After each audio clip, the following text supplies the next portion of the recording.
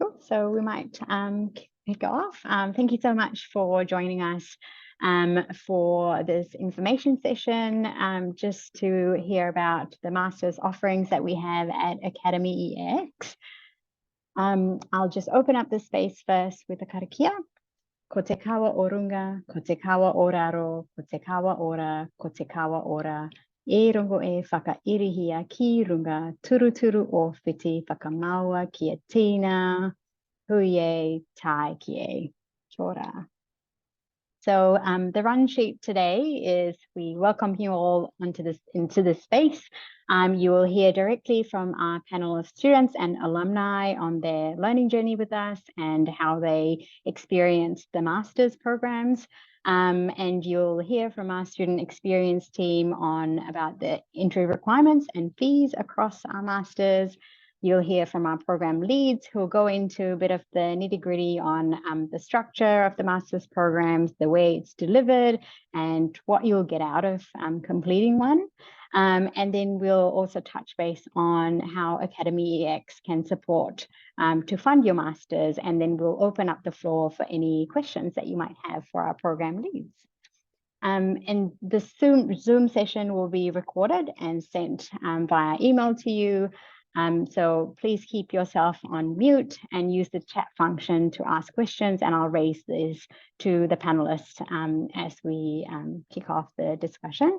We'd love to see your smiling faces, so please turn your video on if you feel comfortable to do so.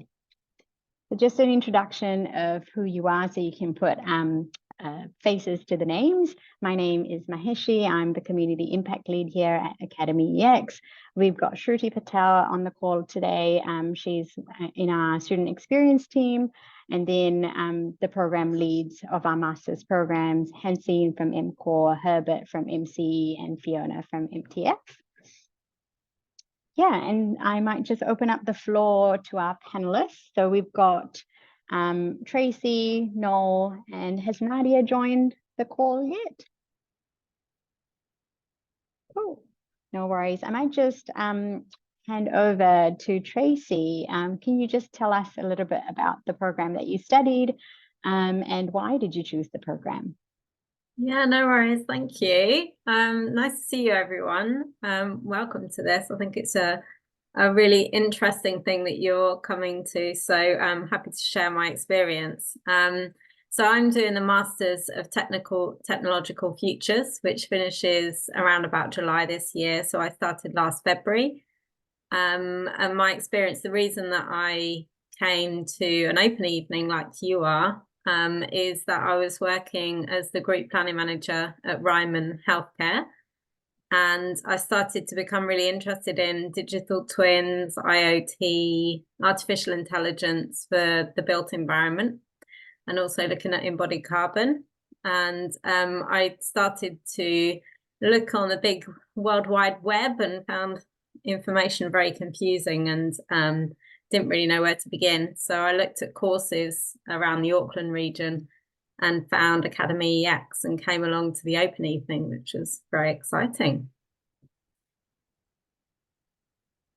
Cool. And Noel, over to you. Oh, you're on mute. Yeah, you'd think after all this time I'd get it right, you know. That's all right.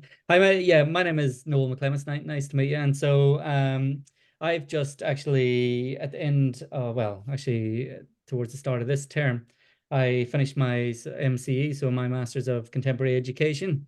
And I think for me, you know, further study has been something that I've had on my mind for quite some time. I did when it was the Mind Lab, I did their postgraduate course back in about 2019. And I got a lot out of it, and I sort of wanted to go a bit further with it. I think, you know, in terms of looking at the courses that were out there, I quite like the aspect of a broad approach that the program offered, that it was contemporary education, so it covered quite a lot of bases. And for me, and, you know, particularly with education in New Zealand currently, there's certain drives or certain areas that you I guess that we have a priority around. But I felt that what was offered on the course, the master's course, sort of touched a lot of that and gave me a good understanding and supported that knowledge. But I also like the fact that the last year of the course gave you the opportunity to explore an area that you were engaged, you know, an area that related particularly to your own practice. So for me at the school that I teach in, I lead literacy. And so that offered me the opportunity to engage in an aspect of literacy and think about how I could, you know, bring in other pedagogy or bring in other modern educational teaching practice into that.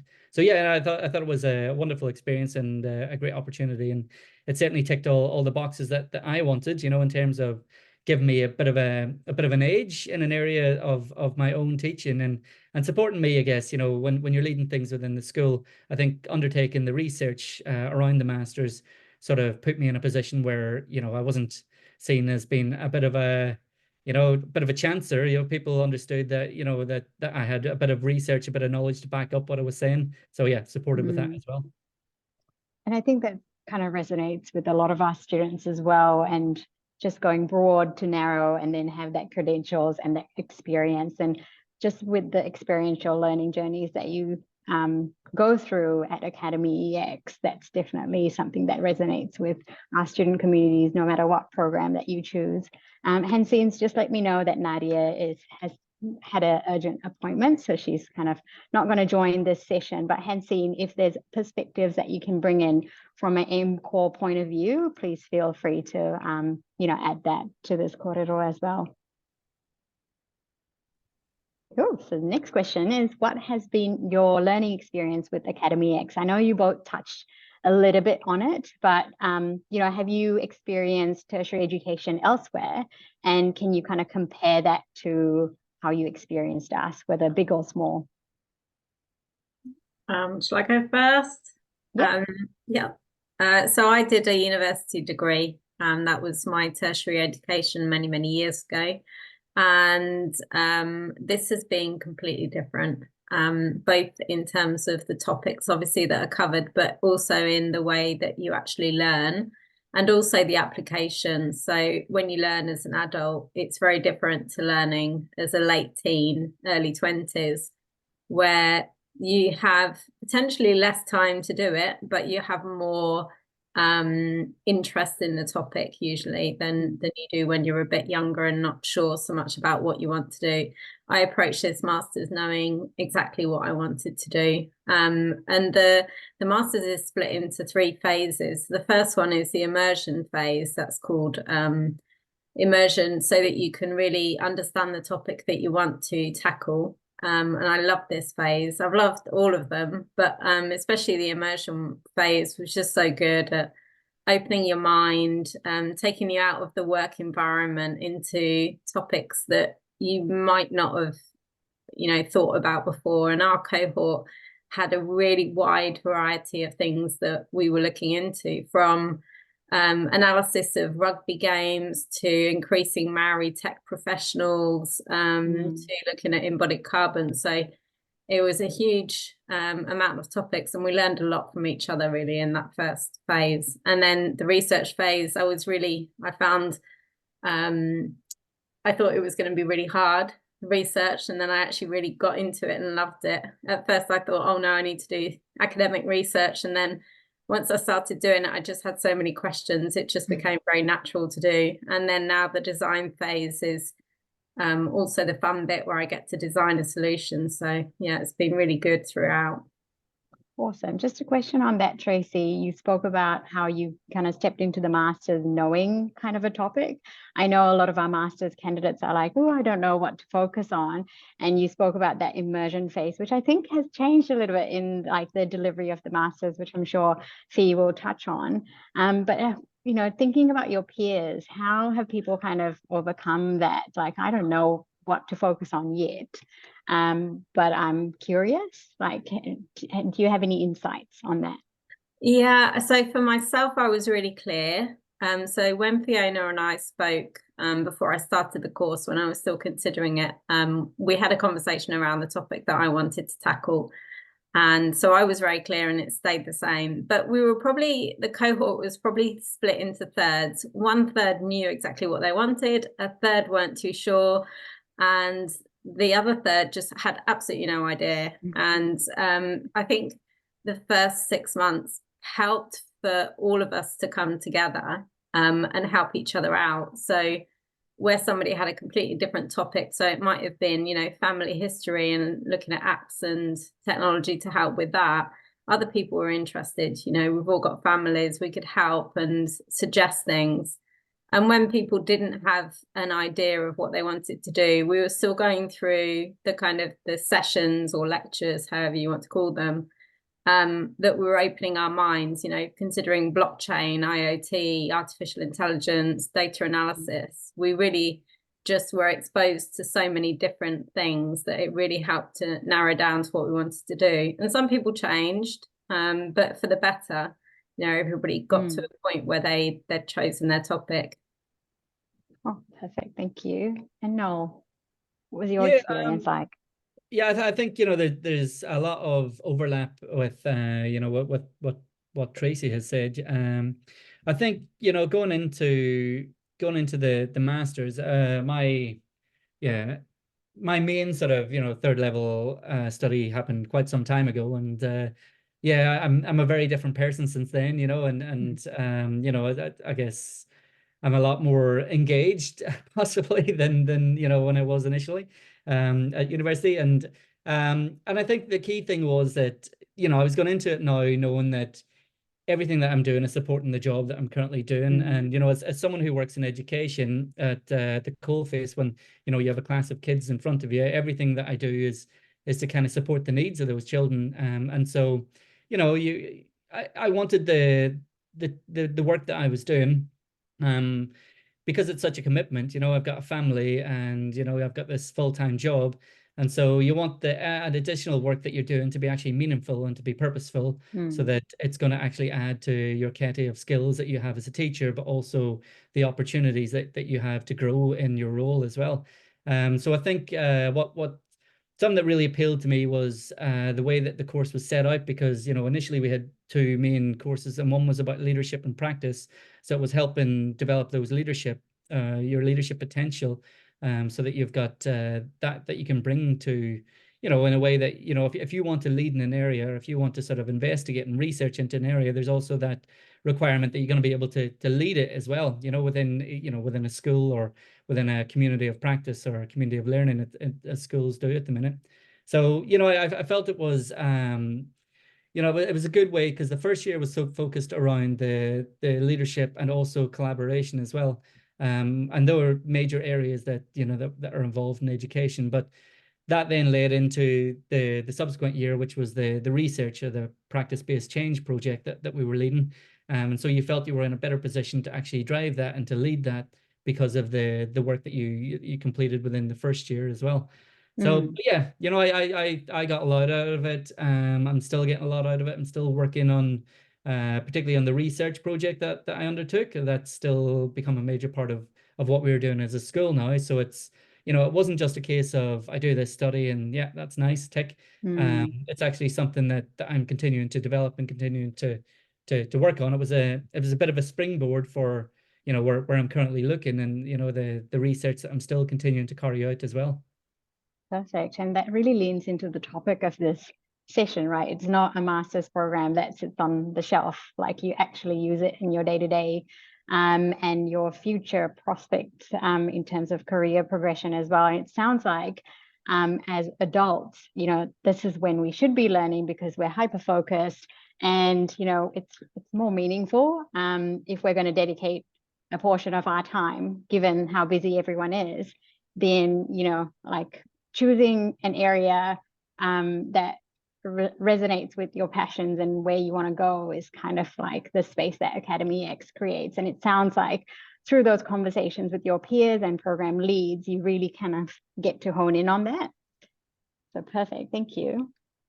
Third question, did you come to the Masters with a specific area of exploration in mind for your research project, or did it evolve? And I know we touched on this previously. Was there anything that you wanted to kind of add to that, reflecting on perhaps the pivots that you may have taken, and how did you kind of overcome those as you kind of undertook your Masters?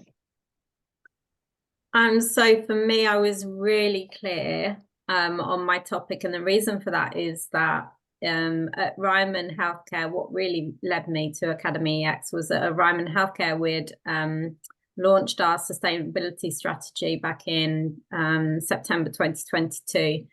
And coming from the construction side of the business, I thought we're going to have a huge carbon footprint just by the buildings that we're building, let alone all the electricity and gas that we're using and all the waste that we create from all the construction of the buildings. And we were on our books, we had about 28 villages to build, so a huge portfolio of work, and then obviously lots of carbon coming from that. And so when I started looking at work into our area of the business, I thought to myself, I wonder how much a chunk of concrete is in terms of carbon. And I realized how complex that is to measure. And I realized that one chunk of concrete versus another is very different in terms of carbon. So I wanted to find out how to measure it. And I found the tools available were not that great.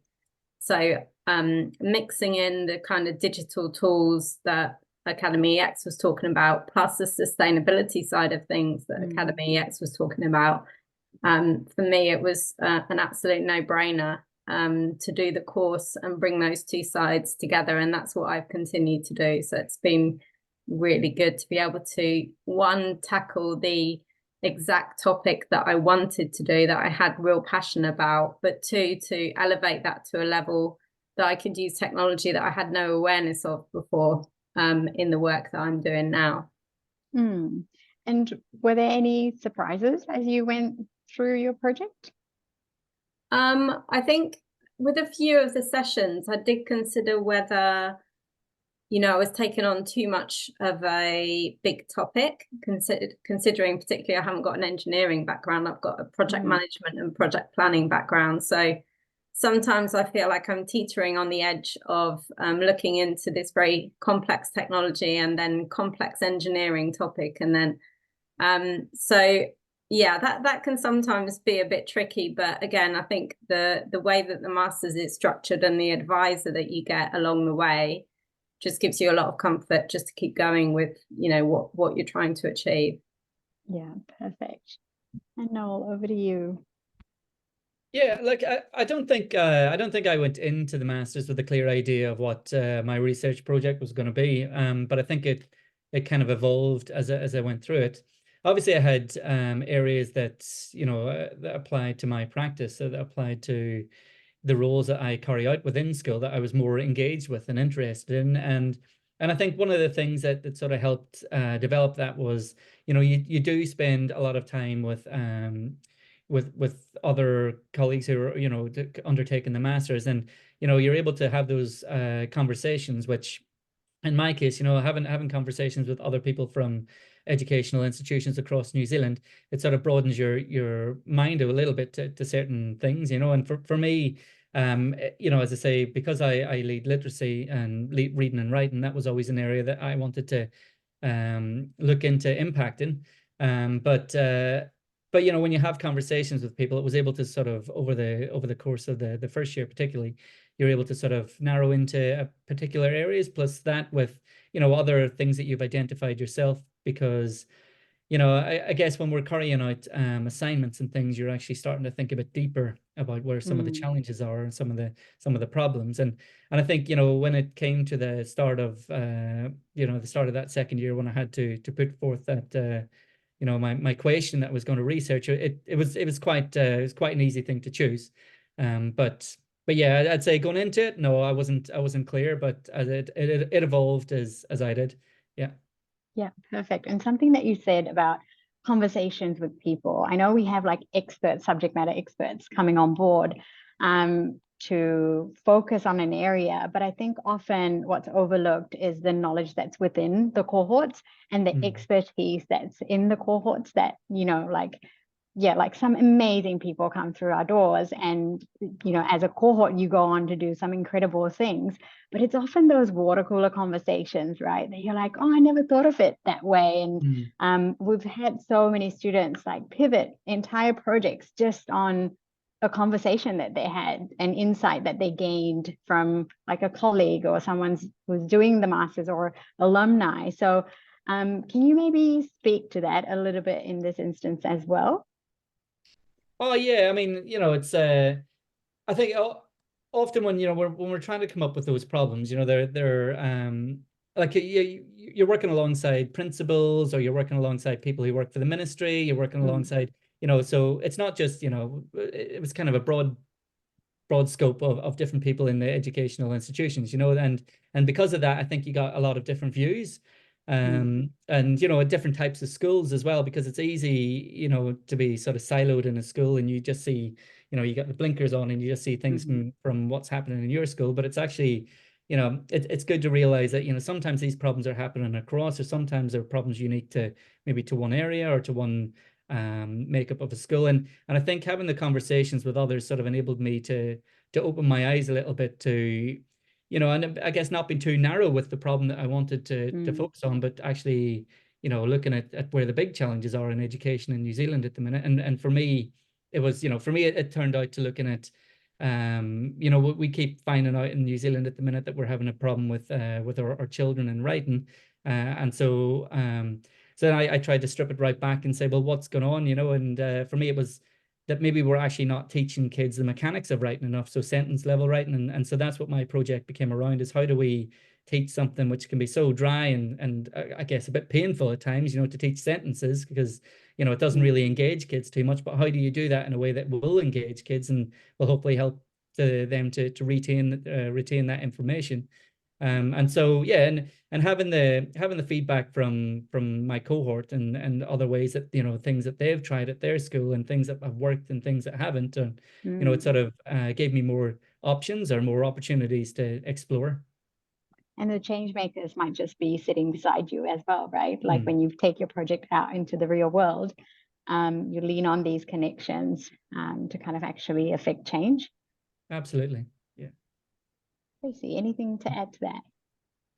I think the cohort became a bit of a team, in the sense that we all had different skills. I don't understand code, couldn't write code to save my life. But there was always someone that could help with that area. Additionally, I could help with other things, and other parts or other people within the cohort could chip in with other things. And we had, for example, one person within our cohort, Matt, was amazing at organisation, and he organised us all. He was sending out the Zooms, reminding us that we had to do things, and we became a bit of a team right from the beginning, and used our skills not just to help each other's topics, but to keep us all on track. So yeah, it was good. Fantastic. Awesome. And I think, just to add to that as well, I think, as the project was going on, I think, as well as your cohort, as well as your sort of smaller group that you worked with, but we also had, I guess, the facilitators from the course who were able to, because we worked in small teams with them as well. So yeah, you work quite closely with that as well, or with them as well, and so they were able to guide and support and give feedback and point you in directions as well, or even point you, because as I say, you work within a smaller team, but they could point you to other people within other teams who were maybe carrying out a project on a similar topic as well. That was quite useful. Amazing, thank you. This question: how has your research project from your master's program influenced your professional practice? Now, I know we've spoken about this in the previous questions as well, but something that often comes up for people is how do you actually create that influence? Like, often you're part of these conversations, but you haven't deep dived into specific areas of interest. Like, you want to be part of these conversations, but you don't know how. Having undertaken these programs, how has that kind of changed for you? Has it created opportunities for you to be present in those conversations and actually kind of contribute your thoughts? And what's the credibility that kind of has given you by completing these programs or undertaking them? Yeah, I mean, I think within my workplace and even amongst friendship groups, just saying the words, I'm doing a master's, people are always interested. Oh, what are you doing? Are you mad? Have you got the time? That kind of thing. But for me, I think it's really opened my mind to other things, and everything that I'm doing, I'm thinking, I bet you there's a quicker way of doing this. And I bet there's an easier way, a quicker way. I bet someone else is doing this in a completely different way to me. So I think that area of influence is really strong. You have a voice just by saying that you're doing a master's and people are interested in the topic that you're covering. And then I've had people approach me to be a mentor within my profession, and I've never had that before. I've had apprentices approach me for to come and have a go at the jobs within my area of the business, and I think that's come about by my interest in the things that I'm interested in. Also putting things on LinkedIn in terms of what I'm looking at, it brings people forward to come and have conversations, and I love that anyway, just having those conversations. So I think it's a huge influencer. Amazing. No. Yeah, I mean, the work that the research project that I carried out, it was actually part of our school's strategic plan as well. So it wasn't just what I was carrying out, it actually became a part of the work that the school was going to do. And so my research and my findings actually had an impact on how we've actually deliver, or how we're delivering and continuing to deliver writing at within my school. And so we've made a greater, I guess, this ability the importance of teaching children how to write sentences has become a much bigger part of what we do now, because we've realized that was maybe a bit of a gap or a bit of an area that we hadn't really focused. And because we're a school that we espouse sort of 21st century learning skills, and the 7 principles of learning, which are all about, I guess, future focused teaching. So the work that I was doing connected with that, because it was maybe trying to cover a quite prescriptive part of teaching, but to do it in a way that's going to engage our kids, which is a key component of education at the minute. Is how do we actually reach children, and how do we support them to feel engaged in their learning? But yeah, and that helped. And as Tracy was saying as well, when we've had a lot of other people from other schools who have been interested in the work that I've done around this area as well. And so I've had meetings with other teachers from other schools, and we sort of often meet up regularly as a sort of a literacy group, and you sort of do feel more empowered with the body of research that you have behind the work that you've done, to actually stand behind your reasons for doing it in such a way as well. So yeah, it's that sort of confidence that you have with it as well. Amazing, thank you. And I believe this is the last question. What would you say to anyone thinking about studying now? Why now, and why academyEX? I mean, I think you've given us plenty of reasons, but just to conclude. I've been thinking about doing a master's for many years, and the classic MBA was what I wanted to do. And I was always afraid of 2 things. One, the cost. MBAs are very expensive, and the time. But it's worthwhile looking into the scholarships. And I think you're going to go through that side of things, the cost side of things after. And in terms of time, which is the other big thing, have I got time? I've got 2 boys, I've got a full-time job, got a leadership role. It's, is it going to be too much? But I actually spend the time doing the work because I want to, not because I have to. So it's not, again, like going back to when I was at school or university and I had to write the essay because my teacher told me to write the essay. I wanted to go and carry out the research because I was just dying to know the answer.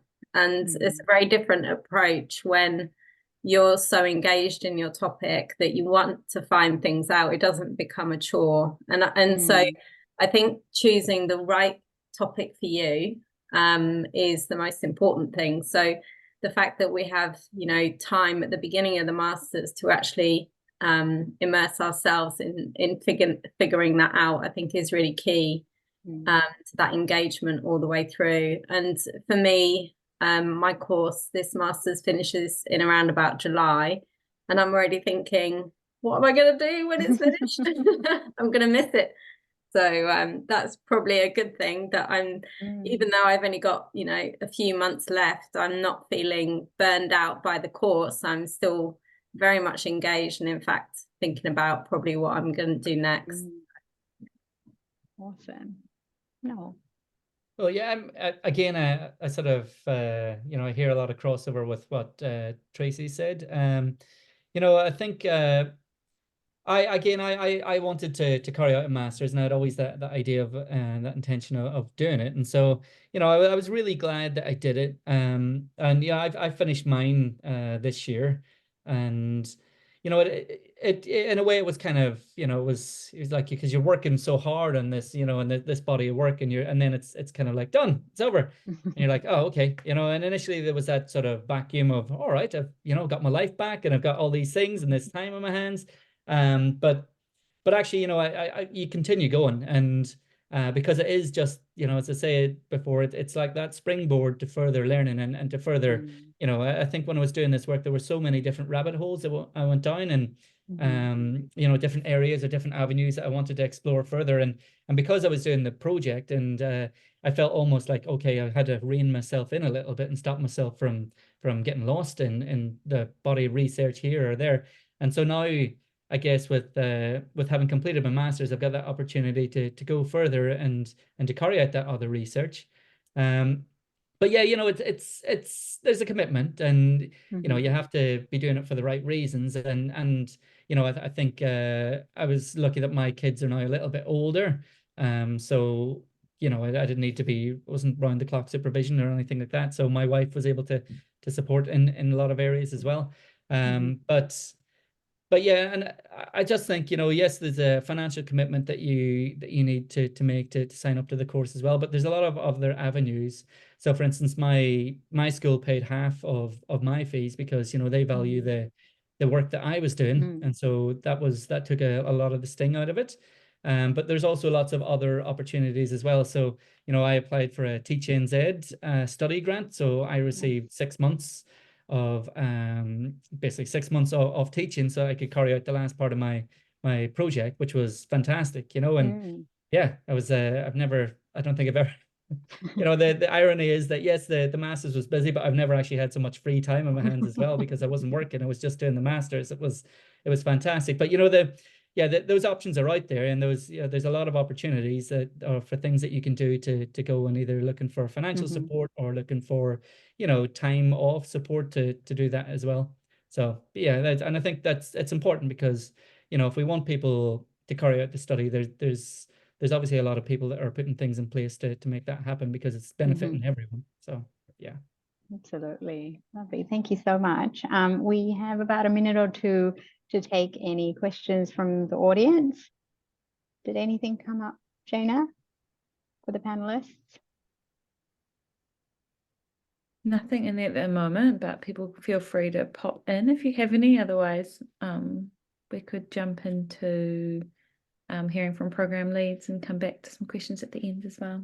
Yeah, perfect. I think we were just going to give Tracy and Noel the opportunity to love us and leave us at this point, because you know the nitty-gritty of the detail. But if you want to hang around, then by all means, you know, you're welcome to do so as well. But I just wanted to extend a massive thank you for dedicating the time to come in and join us on this session. And especially as it's recorded, you know, your advice will be, you know, tenfold as it goes out into the community as well. So thank you for being generous about sharing your experience. And yeah, it was great to have you.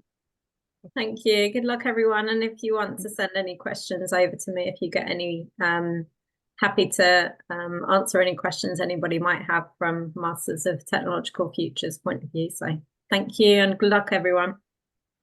Yeah, likewise. Thanks, Mahishi. And you know, if there's anything that connected with the educational side of things, yeah, please feel free to get in touch.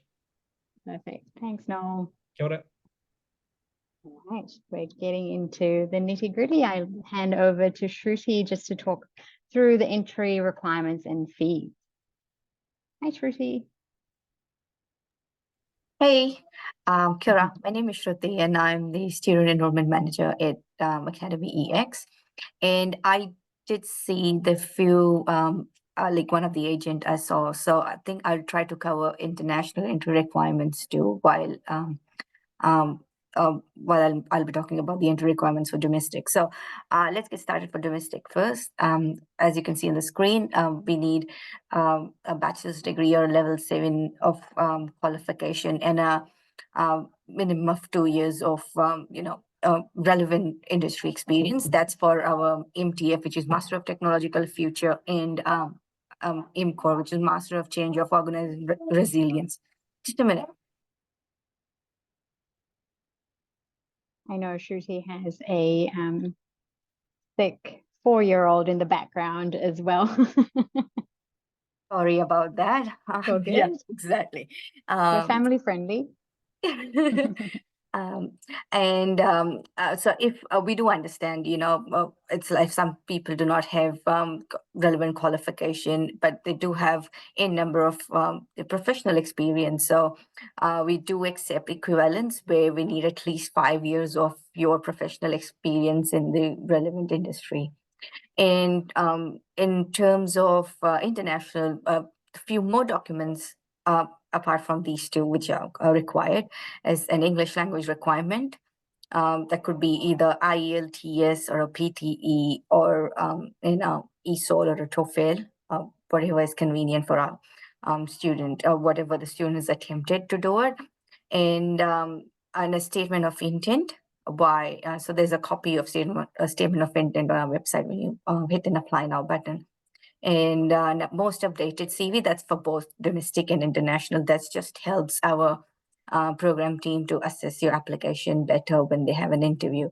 And when did I mention about interviews? So interview is also a part of entry requirement where once the documents are received, our team will reach out to the applicant and book an interview with a program lead. And that's just a quick 30-minute chat to understand, what has motivated you, or what are the expectations from the masters. So just to make sure that, your goals align with the master goals for the master that you've applied for, basically. So that's about all our masters kind of has same entry requirements. A little bit different for MCE from international point of view. We are not accepting any international students for MCE, which is Master of Contemporary Education. And the reason is that the last bit where the project our student or applicant does, it needs a placement where you could go and, apply your project and so that's something that goes together. Yeah. So Herbert will talk more about that. But yeah, that's the reason MCE, we do not allow any international students to enroll for. And yeah, that's phase there for our 3 programs. International, quite straightforward, 44,000 for all of the masters, MCOR, MCE, and MDF. And there is an early bird discount for our domestic and international students, 10% off. And the cutoff date is 8 weeks prior to the start date of the intake. And that's again, same for domestic and international.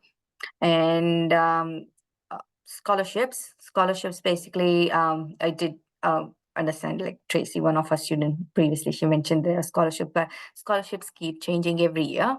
And for this year, if I talk particular, scholarships are limited. So and they're based on academic basis. So we try to get all the applications in, and when applications close, the panel reviews it and then awards the scholarship to the most deserving candidate, and they're all academia based. So we would just go through the whole, their degrees and CV and experience and award scholarship accordingly.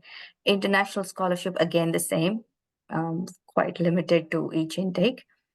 But the scholarship information is available on our website. So thanks, Shruti. And I think there's some slides later on about that as well, but we can touch base on that when we get there. Sure.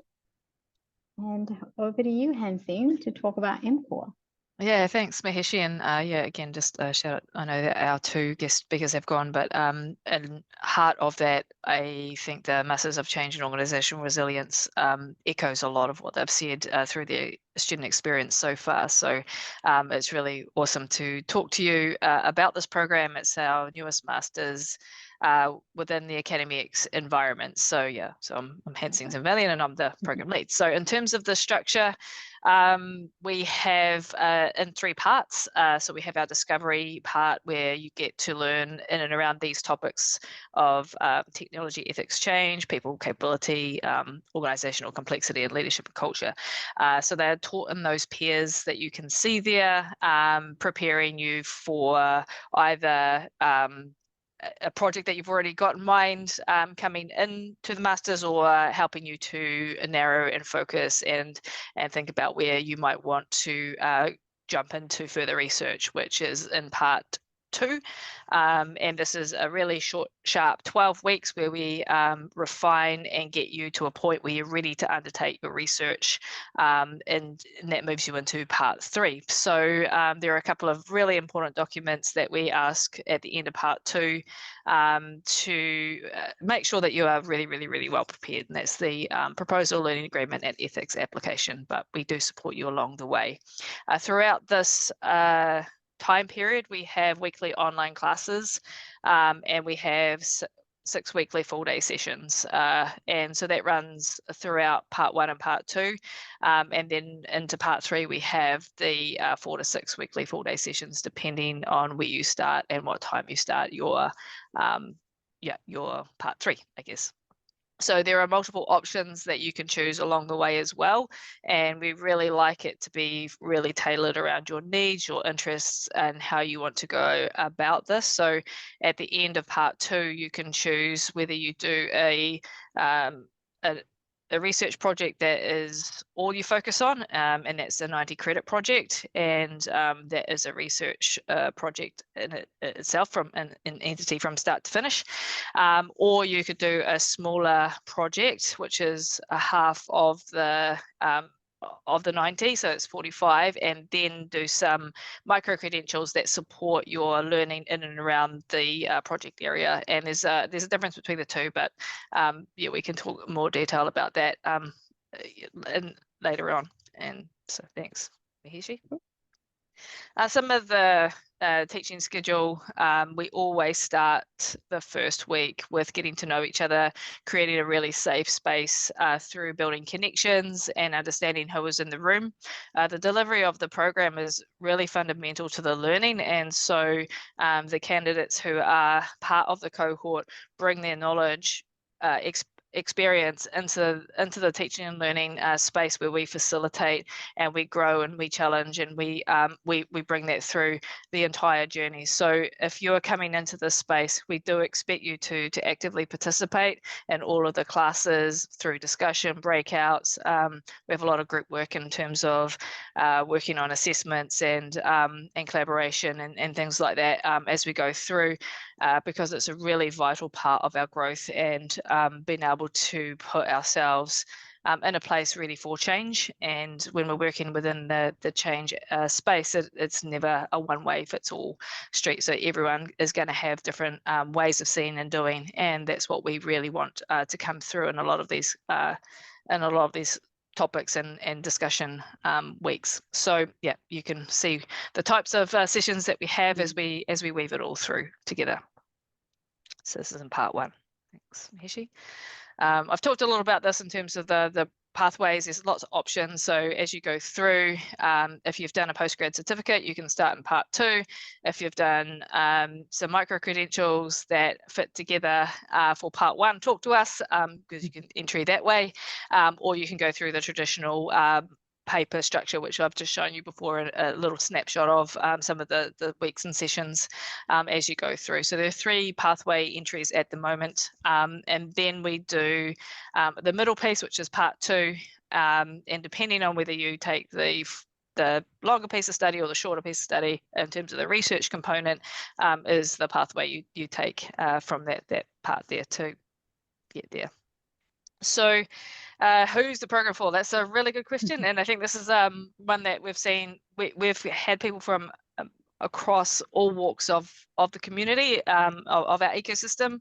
I think as for someone who's passionate about wanting to do something differently within the organisational space, we've got a lot of ambiguity out there in the world, and it's really difficult to say this is going to happen next year and this is what it's going to look like and this is how we're going to go about it. So it's really aimed at that space where you want to grapple with the challenges of being okay with being uncomfortable or rapid change, or wanting to do things differently against a system that is actually holding the system in place. So we don't mean that you can necessarily change an entire system, but understanding how you can go about and what sort of areas of will make the most impact in terms of changing or putting blocks in for those sorts of change. So really anybody who has a leadership role, who is working with community, who is working in corporate, we've had people in public sector, we've got a lot of police, we've got a lot of people on Te Whatu Ora, we've got educators, teachers, we've got not for profit, with HR. So it's really about wanting change and then having a pathway to implement that change through a research component. So wide ranging. Awesome, thanks, Nancy. Yeah, so we have live facilitated online sessions, as I mentioned before. They run 4 to 6 p.m. For those new cohorts which we are picking up in part 1. And for those who are joining a part 2, it depends again when you start whether they're 1.5 or 2 hour sessions, but we would let you know that in terms of the application process. We do have these face-to-face workshops. We don't want to give you any sort of lecture style. We will give you some material beforehand to prep, and then we actually workshop through those discussion points and pieces that we want to be able to flesh out as part of the workshop. So we want them to be hands-on. They are hybrid in the most cases, apart from the first 2 days, which means that you can have the flexibility of joining online and in person, but we do recommend the in-person experience as it is much better in terms of those networking and connections and being able to have side conversations with people along the way, which is all in part of this journey and experience learning with us here at academyEX. Awesome. Over to you, Herbert. Thanks very much, Maeshi. So, Master of Contemporary Education, my name's Herbert Thomas, I'm the program lead, and I'll give you a few key insights into the program over the next few minutes. So, go to the next slide. Right, so obviously you might take from Noel's discussion that potentially the program's created for teachers only. That's not altogether true, although most of our students are teachers, practicing teachers. But essentially it's available for anybody who's involved in any form of education. So we also have tertiary teachers, we have ECE teachers, we have ministry people, we have people working in public libraries, etc. Anywhere where in fact there is some form of education taking place. So those are really sort of the target students for this particular program. If you ask me in a nutshell what the key skills are that you'll gain across the program, they documented at the bottom of that slide. Begins with the integration of digital technology into the curriculum, particularly focuses on contemporary education, particularly looks at culturally responsive and sustaining practices, develops collaborative practices. You lead diverse stakeholder groups in complex environments. That happens in part 3. I'll say a little bit more about that later on. But you're also engaged in planning, implementing, leading, and evaluating real-world change projects. So my tagline, I suppose, for part 3 of the program is, how do we know that you can do this stuff when you leave us? We know you can do it because you've just done it. Simple as that, really. So this is what the structure of the program looks like. There are 3 parts. Part 1 is also known as the DCL, and so you can enroll in the Digital and Collaborative Learning Postgraduate Certificate as a standalone qualification, or you can use that as part 1 of your master's program. So part 1 consists of 2 courses, as you can see, Digital Collaborative Transformation in Learning and Leadership, and leading research informed innovation in practice. And then from there, you move into part 2, which also consists of 2 courses again, contemporary teaching, where we cover a whole host of contemporary issues in education, all the way from culture responsive practice to AI to various aspects, which we get into. But it's a very broad sort of approach, as Noel indicated. At the same time, you enroll in a course called Applied Methods, Ethics and Project Plan. And that's the place where you begin to think about your project in part 3. Not only do you learn about the methods and methodologies that you can use in terms of your research, but you also produce a project plan. And that project plan you then implement in part 3. So in part 3, you have 2 options. Either you enroll in a fairly large practice-based project, or you enroll in a smaller practice-based project, but then you also study 3 electives of your choice. And one of those electives is a special topic elective, which means essentially that together with your advisor, you get to decide what that topic is, provided, of course, that we can help you. We might not have any experts currently on 16th century Japanese painting, but we do cover most of the things in education at the moment. So hopefully that's useful. Right, so that's the program overview. The way in which we deliver it, quite simply, part 1, you have weekly content sessions in Zoom, which run on a Wednesday evening for an hour and a half. You have fortnightly optional study support sessions, and we have instant messaging via Slack, etc. 2 of the weeks of the program, you have longer block sessions, either online or on campus. Those normally take place on a Saturday. Parts 2 and 3, slightly different. We have 2 on-campus sessions scheduled for the whole year. Those take place during the school holidays, and they run normally from 9 a.m. to 4 p.m. on the same day. The orientation session for July takes place on the 15th of July, 2024.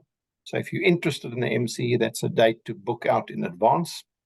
All other learning takes place online. We have very similar support as they do in part 1, weekly cohort meetings with the teaching team, instant messaging, fortnightly support sessions with the advisor, and individual face-to-face support where required and where necessary. Awesome. Thanks, Right. Herbert. Thank you. Over to you, Fiona. Yeah, kia ora tātou. Fiona Pond, Program Lead for the Masters of Technological Futures. Very similar structure for delivery and progress as you will have seen with Hansine introducing the Masters of Change and Organisational Resilience. So thank you for doing such a good job there, Hansine. That's laid the ground nicely for me. As you'll see, we've got 3 parts in the Masters of Technological Futures: play, plan and do. The biggest difference obviously is the content we cover in that front end of play. So we obviously look at things such as emerging and disruptive technologies. Perhaps if we go to the next slide, Maheshi, I can dig a bit deeper. So those first 4 columns there you'll see represent the first 4 courses in play. So obviously we're looking at the emerging and disruptive technologies and then how they play out into different systems, so the impacts that they have. And of course we know that with technology there will come impacts onto people and systems, so ethics and the like. So there we cover many things relating to the program. And we will take you through this over about 15 different weeks. If you maybe move to the next slide, Maheshi. As an example of the content that we will cover. So from the get-go, we're looking at technologies, artificial intelligence, blockchain, Internet of Things, exploring those and as they play out in the different systems. By the time you get to the end of the play, we'll be asking you to come up with an emerging project idea. So having explored different technologies and how they play out in different systems, what does this mean to you in your world and what might that look like in a project for you? So then we move into the part 2, which Hansine covered off, taking those emerging ideas and fleshing them out into a project. And of course, those projects are applied. So whilst many of our students, or whilst you could do a thesis or a written report, many of our students will take that knowledge and turn it into something really applied in real world. So Tracy, who you heard speak earlier, she's been exploring the carbon, embodied carbon. She's actually developing a calculator how to manage, calculate and manage carbon emissions. So a really practical, tangible product that she will take forward beyond the Masters.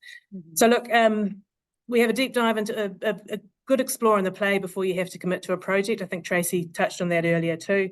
While she had a really clear idea coming into the Masters of what she wanted to achieve, equally, if you don't have an idea, plenty of opportunities to explore and, like we say, have a play there before you commit to that idea, because it is key to find that thing that really gives you that aha and that lights your passion so you can sustain it through the project phase. In terms of who the Masters of Technological Futures is for, really it's for anyone who can identify an opportunity or see a problem in their practice and believe that technology is potentially part of the solution to solving that. And for us, many of us, we know that that is the case, particularly in this rapidly changing world. Technology will, it's in some way, shape or form, be part of any solution that we need to design moving forward. So really just looking at your context through that lens, we have people from all over. There's a few examples there: energy, education, healthcare, finance, any sector, and that also contributes to what was alluded to earlier, is that cohort experience. So drawing on the different expertise and talents of your cohort and the network you build here too. So people coming in from completely different backgrounds go through the same process and come out with completely different projects, which is quite an exciting space to be. Awesome. Thanks, Fiona. And over to you again, Shruti, if you wanted to add into this. I know you touched a little bit on the scholarships, but yeah. Thanks, Maheshi, for that. So there are lots of options to fund your masters, and so we asked our applicants to explore, what's more relevant. So we have a few, which is one is fees-free, where applicant or learner who hasn't had any formal education in New Zealand or anywhere in the world could basically check if they're eligible for fees-free, and fees-free covers up to $12,000. And in ZD, that's including GST. StudyLink options eligible for New Zealand citizens and permanent residents. But with permanent residents, I do understand there's a criteria, but that can be checked upon StudyLink website directly. Good thing about StudyLink loan is it's all interest-free, and you do not pay up until you finish your master's, and it only starts deducting after you've completed your master's. So that's wonderful. And as Noel mentioned sometime back, Teach-NZ it, that's quite popular with our teachers, where applicants do apply for Teach-NZ study grants or those student scholarships, where the range of study awards there that can be accessible to our teachers and can be seen on the Teach-NZ website. Early bird, as mentioned, 10% off your fees, and that the cutoff is 8 weeks before the start date of an intake. And in general, if your company pays, we do invoices that can be raised under your company's name. So quite flexible on that to get that done. And if you decide to pay or fund your masters yourself, invoices are always divided into 3 parts. So we will always invoice you before each part starts. So it would be always at the beginning of the part that commences. Scholarships are limited, and when I say limited, there are only 10 each intake scholarships available, and the amount 50% of tuition fee is covered if an applicant successfully gets a scholarship.